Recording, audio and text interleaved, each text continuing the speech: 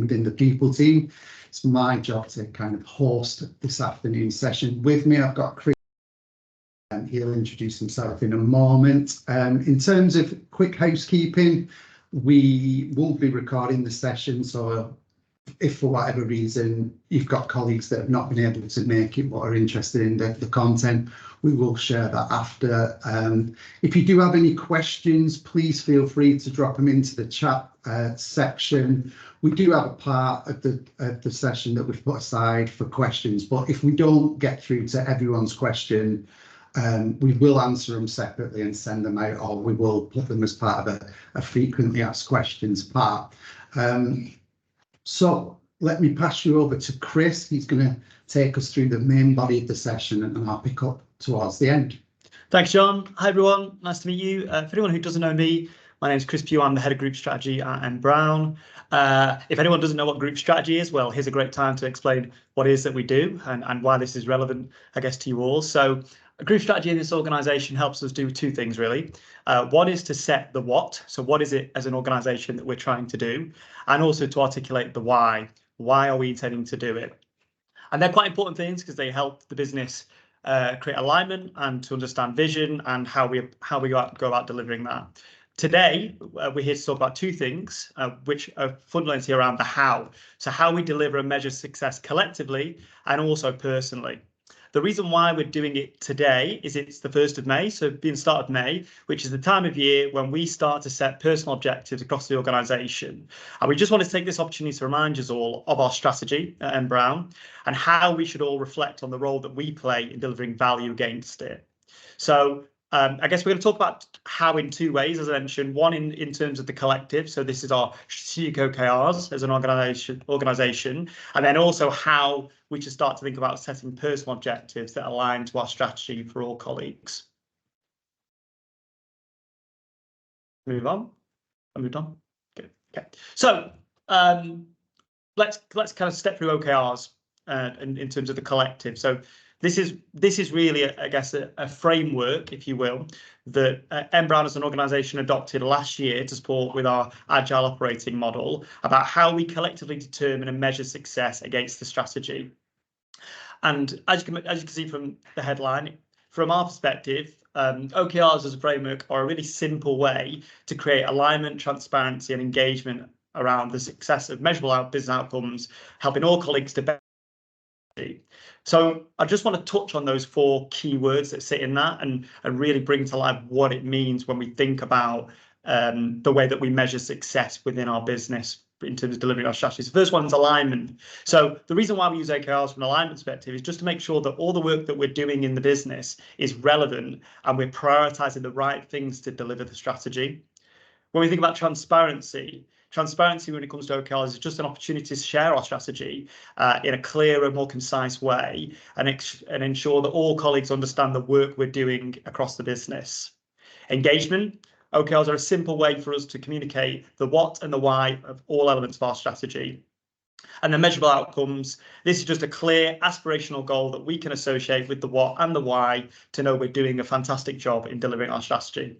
And that's the crux of an OKR. So some of you may say, well, this doesn't feel too different from SMART objectives, for example. And in some way they are. They're exactly that. It's an objective and a key result.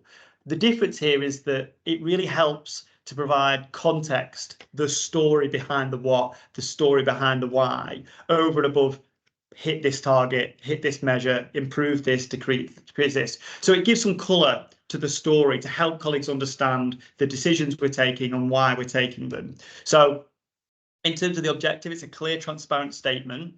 And in the key result, it's a way to simply measure success in terms of delivering the strategy. And as I mentioned before, KPIs in isolation really don't give us this sufficient context. And that becomes a challenge when you try and think about how you enable alignment across the whole of business. And of course, if there are choices where we have to pivot and change what we do as a business, the OKRs give us the context and the reason why to help colleagues understand how the role they play in terms of delivering the strategy. It's the justification, if you will, to everything that we do.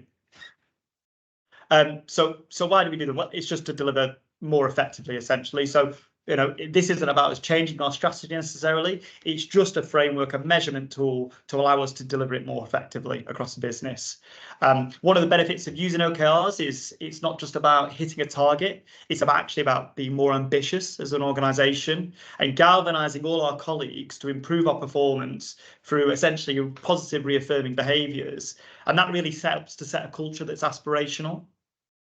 And I think because we use OKRs at every single section of our strategy, which I'll kind of go through shortly throughout the deck, it allows us to ensure that we have the right connectivity through all the work that we're doing, from the vision that we set at the top of the organisation all the way down to making sure that every colleague feels that the work they're doing is relevant, connected and aligned to delivering the most value in moving our strategy forward.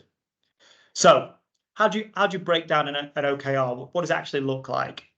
It's really simple in the sense that it's 4 statements, and those statements are built around essentially 4 core elements or core parts of a structure that anyone can adhere to. And I would say, from my perspective, it's really important to make sure that we're telling our stories effectively through OKRs, but not to be concerned or overwhelmed by the fact that we need to write them. It's just a really helpful framework, a template, if you will, to help tell our stories to our colleagues. And that can be broken down in terms of what's the problem statement, what's the challenge, the insight that we're trying to address, what's the bet, hypothesis, what is our belief, the thing that we want to do, that we're believing in, that will make the difference, what's the result, so what is the value that we think this belief will create for the business, whether that's customer value, colleague value or shareholder value. And how are we going to measure ourselves to know that we've done a successful job from an aspirational perspective? And this can be done through metrics, or it can be done through milestones, so delivery mechanisms. We're going to talk a bit more about some of our strategic OKRs, but I think I'm just going to pause right here and explain that there's a dedicated space within our Fabric site for OKRs, where there's a wealth of information, including our strategic OKRs that you can find, but also there's a lot of e-learning there around how you develop OKRs across each section of the business, how you need to think about them, and how you go about the process. And this will be different for different colleagues in the organisation. So some of our colleagues will be working with OKRs today collectively. They'll be mobilised in tribes and squads, and they'll be using them as part of their organisation and the way that they develop work. And others who aren't yet mobilised won't be that as familiar. And so I'd ask you all, if as and when you can, to use the space that we've developed in Fabric to become more familiar with the strategy, to become more familiar with our OKRs, and to get to grips with basically how you end up building these. So let's put it into a real world example. So we thought again, to help simplify this, we'd take it outside of N Brown, we'd take it outside of the corporate world, and we put ourselves in the shoes of the English FA. And the English FA, they're out there, they're developing football for both men, for women, to champion inclusion. And we thought, oh, that's a really nice story that we can probably relate to as a business in terms of our vision of champion inclusion. And so we said, OK, well, if you wanted to really raise the profile of the Lionesses of the women's football in England, to enable to inspire and develop the next generation of talent, if that was our objective as a business, how would we go about writing an OKR? And then how would we then think about, as colleagues, how we can influence that objective and key result? And actually, it's quite simple, really. So what we're saying is, the fact that historically, football's been huge in England. There's loads of associated media coverage, investment and opportunities to develop the sport and how that benefits UK society. But actually, it's really been male dominated. There's been low female representation, and therefore there's been limited opportunities for women and girls. That's our insight. That's our piece of problem statement, the challenge that we want to solve. So what bet are we making? What's the belief that we think that we can do to deliver the objective? And this is all about, well, we believe that actually we can drive some awareness of building the support, building the profile, create passion around the country to deliver the Lionesses, a focus on power, skill, drama of women's football. This is the belief that we're taking. There's going to be an outcome to this. So what's the result that we're looking for? Well, actually, it's just a higher profile of awareness. It's around more engagement with women's football within the sport, increasing fans, growing profitability of the sport, and opening up more funding opportunities to develop future talent in the women's game. So that's our result. So you can see how there's a really nice story that goes all the way through the OKR there in terms of what's the objective that we're setting, what's the insight, the problem statement, what's the belief that we're trying to make, and what's the result we're looking for. A really clear story that anyone can take away and say, okay, I understand what we're doing and why we're doing it. And then it's about, okay, how do we measure success as an organisation? So if we were the FA, we may say, okay, well, from a real aspirational perspective, we'd love to fill stadiums on an average basis at 90% capacity. We'd love to have the Lionesses win more major tournaments. We'd like to improve media coverage. We'd like to secure more funding. And we'd like to improve the early participation in girls football.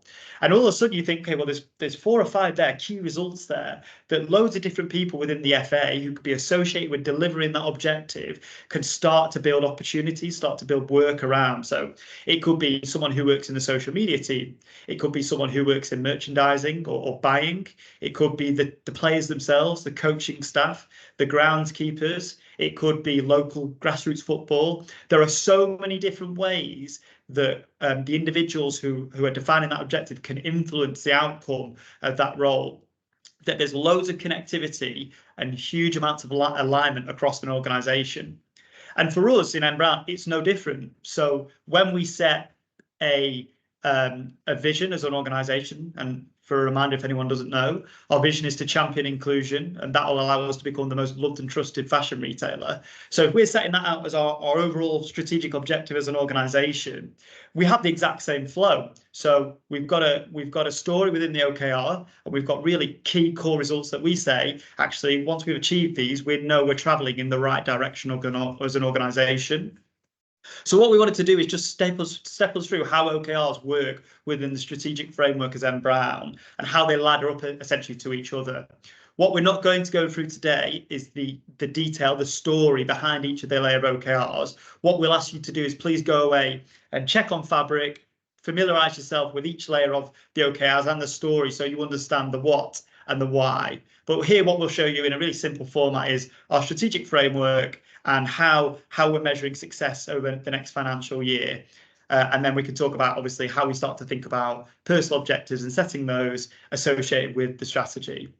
So, as I mentioned before, we have a strategic objective. This is a multi-year objective. Some would say it never ends. We should always be championing inclusion. We should always be doing more. This is set by our execs. And in terms of thinking about how we should deliver success within this OKR this year, our challenge is about threefold. One, it's about making sure that we have more active customers by the end of the year. We've put an aspirational target against that. It's about making sure that more of our customers agree that we're an inclusive retailer. And as a counterbalance, it's making sure that we do this in a profitable way. So as an organisation, if we're not profitable, we can't be here to champion inclusion for our customers. And so, as you can see within that, we've given 3 core key metrics of success, but it doesn't tell the story. The story's in the context of the OKR, as I mentioned. But what it does allow us to do is frame the rest of the strategic pillars against how we deliver that strategic objective.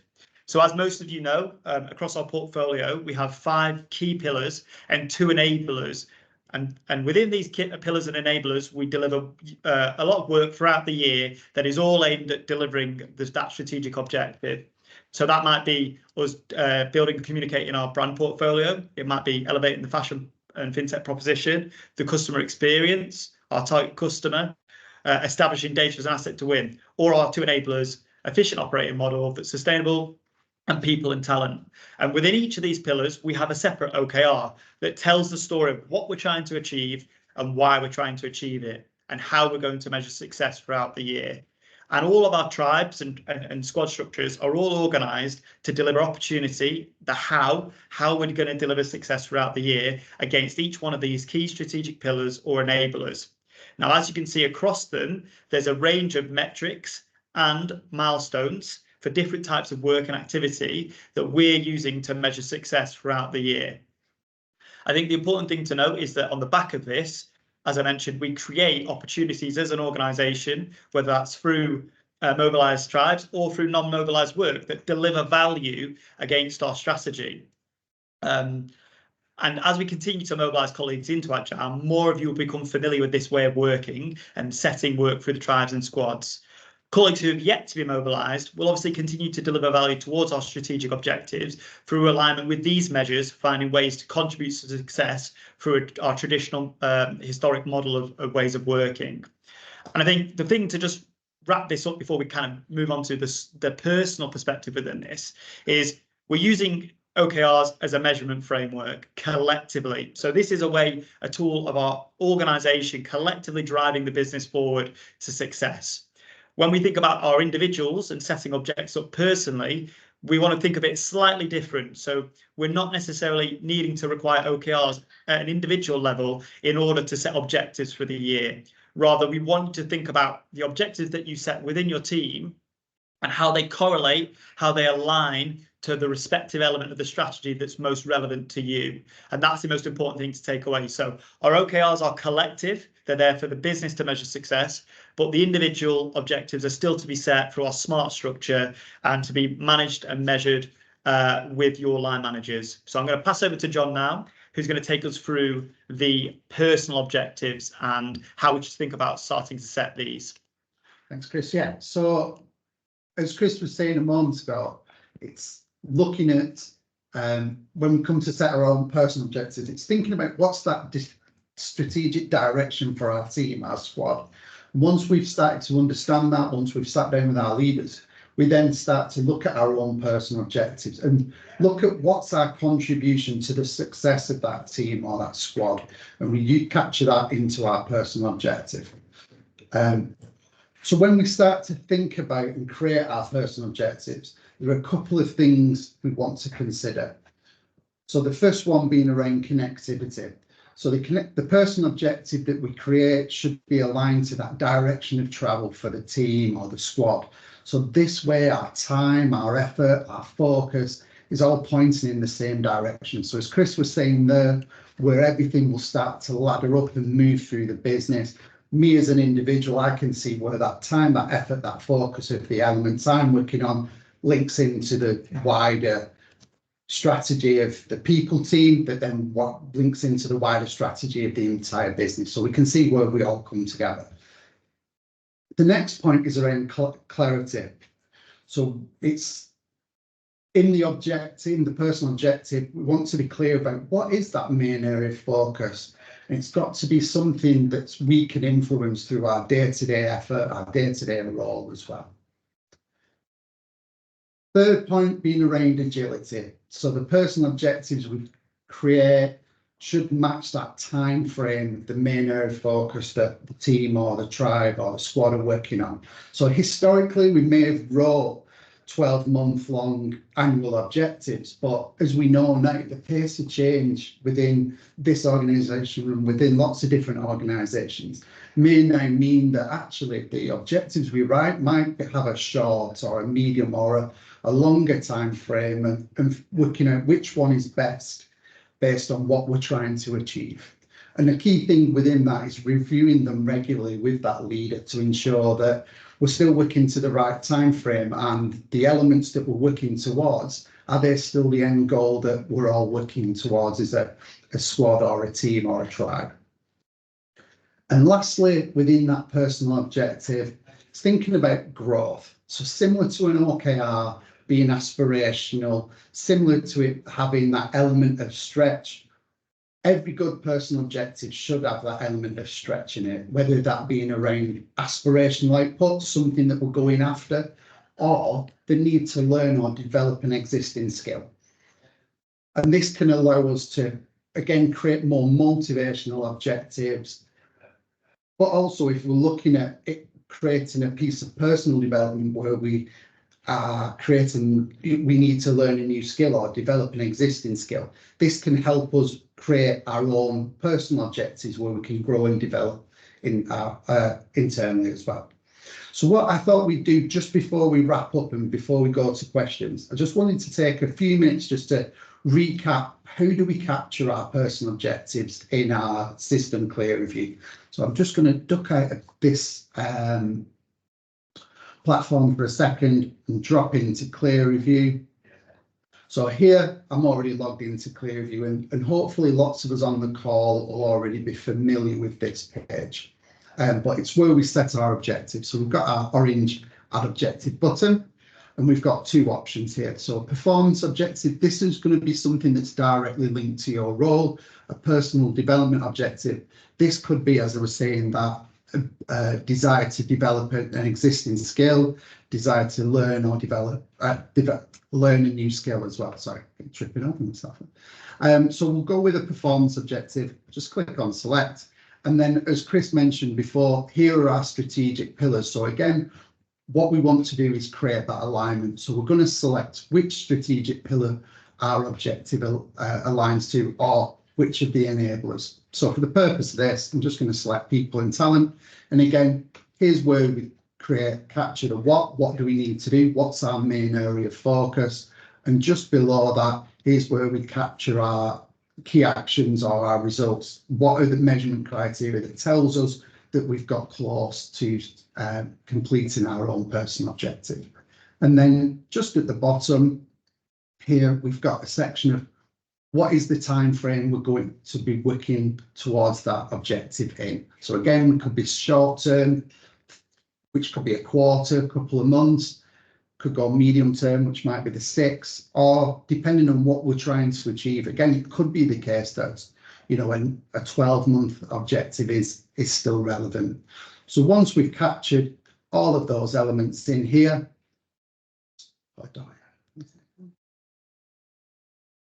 all we need to do then is click on this orange button to create and send for approval. This will then send it across to your line manager, who will be able to review, check, make sure has it got that element of stretch, has it got that alignment that we're trying to get to, where everyone's focused on the key outputs for the team or the tribe or the squad.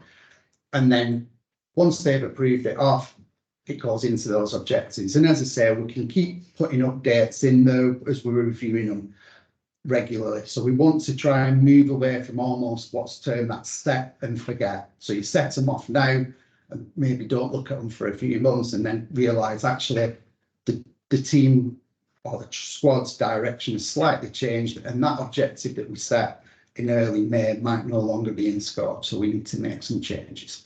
So I thought it's a worthwhile review just to take some time just to refresh those in there. Bring us back to here. And am I right in thinking, John, that while there's not an exact number, we should aspire maybe for 3 to 4 objectives, 3 being business, 1 being personal?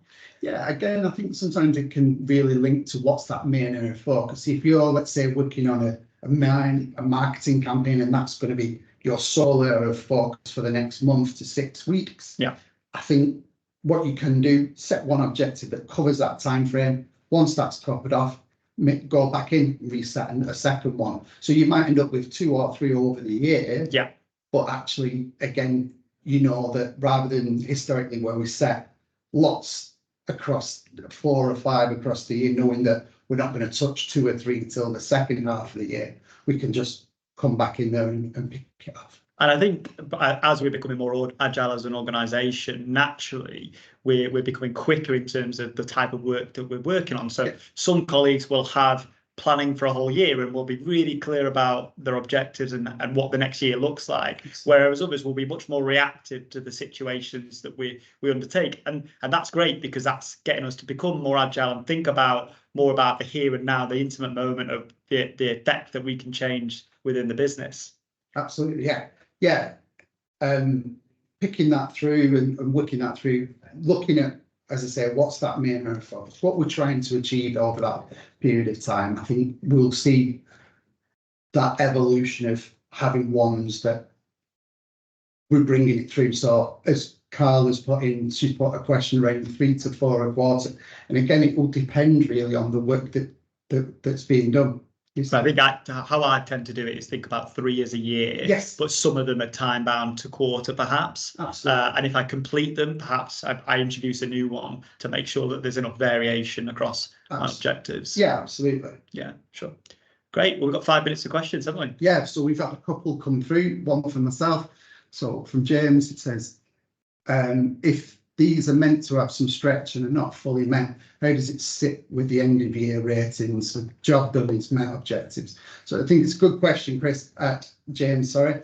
I think looking at it, has the individual done everything that's in the sphere of influence to get there. So if we know we've set a really aspirational objective and that individual has pushed it through and maybe we've just not landed on there, but can maybe reference some key learnings that's taken away, again, that will help with the rating of that particular objective. So I think sometimes with ratings, it's looking back at what's in the descriptor, maybe looking at what's that grey area of how aspirational, how much stretch did we put in there, and adapting it and looking at, were we too aspirational? Are we tracking it and are we looking at it regularly as well? So it's not necessarily that binary, or they've done it or they've not done it.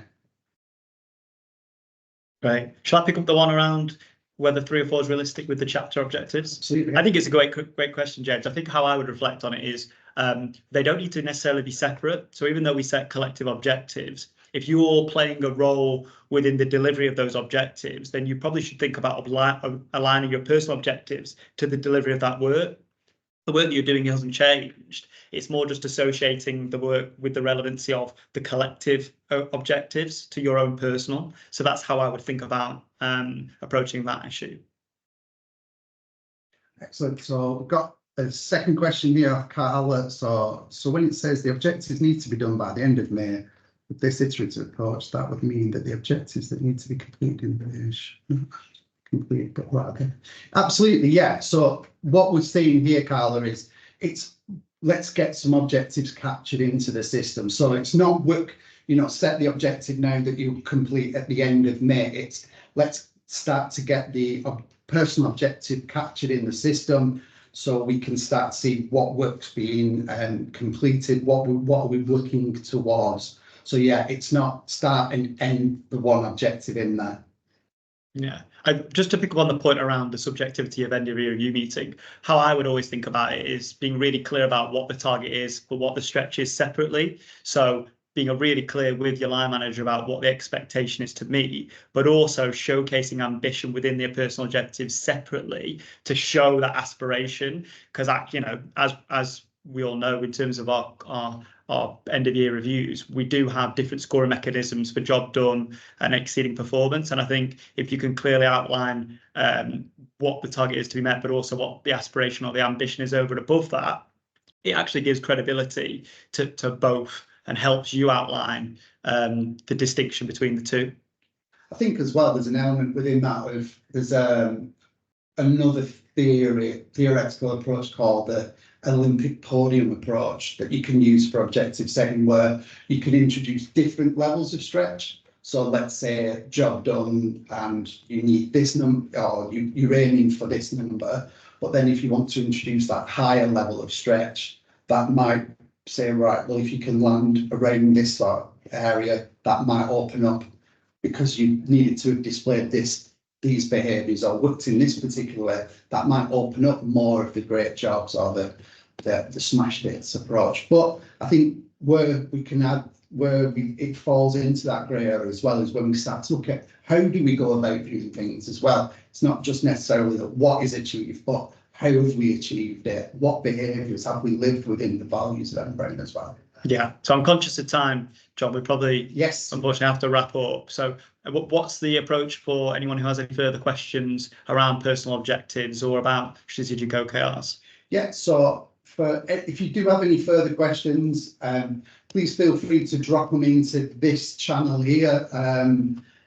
Alternatively, you can drop myself and a message if it's something that you're not necessarily comfortable sharing in a group forum. We'll collect in all of those questions, and then as we start to move through, we'll keep the conversation going with some OKR frequently asked questions, especially if we get some common themes within the page on Fabric as well. Yeah, and I guess from a strategy perspective, if anyone has any questions around OKRs or the strategy, feel free to reach out to the strategy team. It's myself and Jens, and there'll be continuing comms throughout the year around OKRs, personal objectives, and we'll do our best to make sure that we keep our colleagues informed about the progress that we're making. Well, thank you very much for your time this afternoon. Hope you found that really useful. Look after yourselves. and we'll speak to you all very soon. Take care. Bye. Bye.